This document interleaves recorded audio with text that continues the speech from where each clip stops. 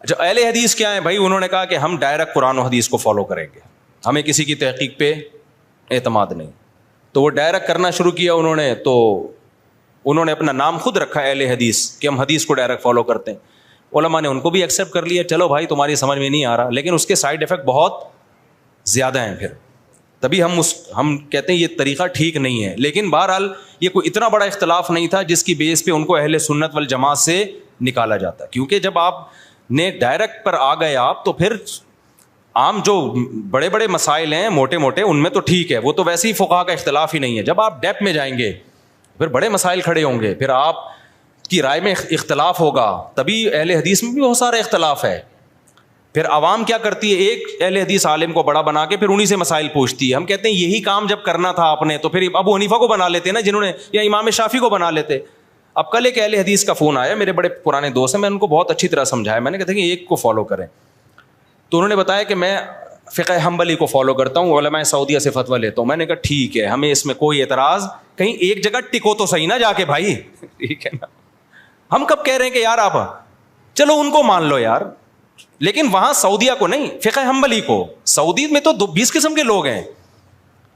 سعودیہ مفتی کو یہ تھوڑی کہ سعودیہ کا جو مفتی ہے تو وہ بہت احمد بن حنبل اوتھینٹک ہیں, مستند ہیں, ورنہ سعودی عرب میں اچھے بھی ہیں برے بھی ہیں. آپ کیسے فرق کرو گے؟ کوئی بھی فتویٰ اٹھا کے لے آؤ, تو کہیں تو ٹکاؤ اپنے آپ کو.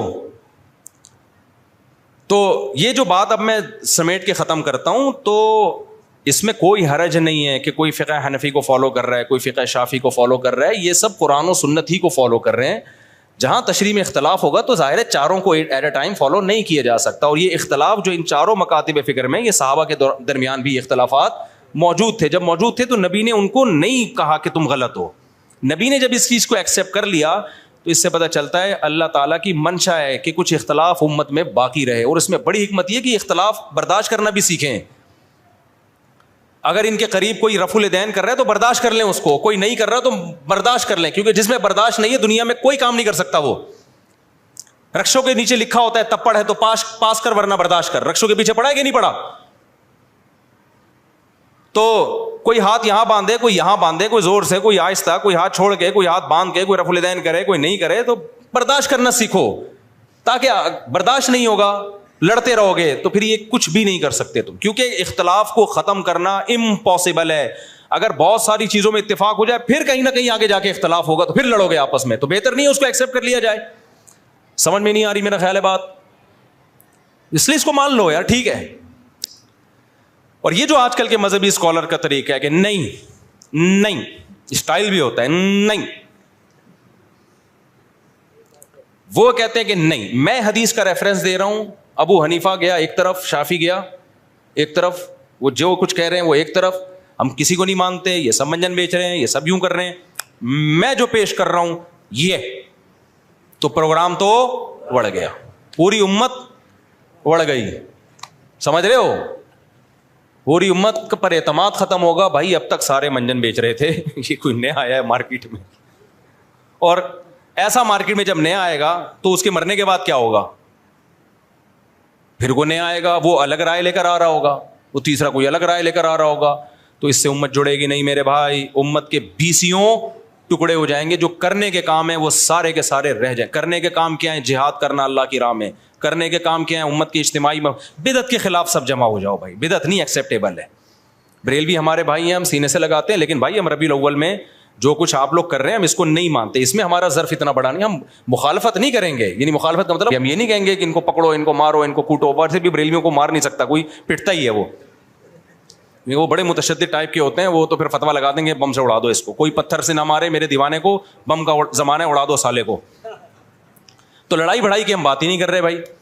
لیکن وہ بدعت کا جو اختلاف ہے وہ چھوٹا اختلاف بولو. اسی طرح شیعہ حضرات سے ہم ویسے ملتے ہیں, دوستیاں بھی رکھتے ہیں, دعوتوں میں بھی جاتے ہیں بھائی. ان کا جو مکتب ہے فکر ہے ہم اس سے اتفاق نہیں کرتے, کیونکہ وہ بالکل ہماری رائے میں قرآن, دیکھو کتنا احتیاط کر رہا ہوں میں, کہہ رہا ہوں ہماری رائے یہ کہ بھائی وہ قرآن و سنت سے بہت ساری چیزیں بالکل واضح طور پر متصادم ہیں.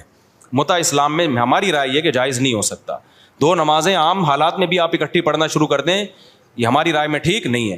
لیکن پھر بھی اگر کوئی کرتا ہے تو بھائی ہم لڑائی کی بات ہم نہیں کریں گے, ٹھیک ہے بھائی ملک ہے, پہلے تو شیعہ لوگ سنیوں کی مسجد میں نماز پڑھتے تھے اور سنی لوگ امام بارگاہ میں جا کے اگرچہ اپنی پڑھتے تھے مگر پڑھتے تھے, لیکن جب یہ آپس میں بہت زیادہ ایک دوسرے کے خلاف تقریریں ہوئی تو نفرتیں پھیلی ہیں, مار دھاڑ. یہ مار دھاڑ کے ہم بالکل قائل نہیں ہیں. میری مسجد میں بھی بعض شیعہ حضرات آتے ہیں, نماز پڑھتے ہیں, میں نے کبھی کسی کو نہیں کہا کہ اس کو چھیڑو, اس کو تنگ کرو, نہیں بھائی آنے دو یار پڑھیں. اور جو کوئی امام بارگاہ میں جا کے نماز پڑھ رہا ہو تو ہم اس پہ بھی کوئی اعتراض نہیں کرتے. تو لیکن نظریاتی طور پر جو ہمارا بڑا اختلاف ہے وہ شیعہ حضرات سے اور بریلوی حضرات سے. سمجھ میں آ رہی بات؟ کیونکہ وہ پھر ایکسٹریم لیول پہ پہنچتے ہیں بریلوی حضرات بھی. وہ پھر کہتے ہیں یہ عید ملا, ہم کہتے ہیں بھائی 2 عیدیں ہیں, تیسری عید نہیں ہے. اور پھر وہ آگے جو مسائل کھڑے کرتے ہیں, نبی کو حاضر ناظر, مشکل کشا, پھر مزاروں کا حساب کتاب, وہ کسی امام کی بھی رائے نہیں ہے. مجتہدین میں, قرآن و سنت میں, صحابہ میں ہمیں یہ چیزیں کہیں بھی نہیں ملتی. لڑنے کے ہم ان سے بھی قائل نہیں ہیں, لیکن یہ اتنی براڈ مائنڈڈ ہم نہیں بنتے کہ پھر ہم نظریاتی طور پر سب کو قبول کر لیں. یہ کھوپڑی شریف میں بات آ گئی کہ نہیں آ گئی؟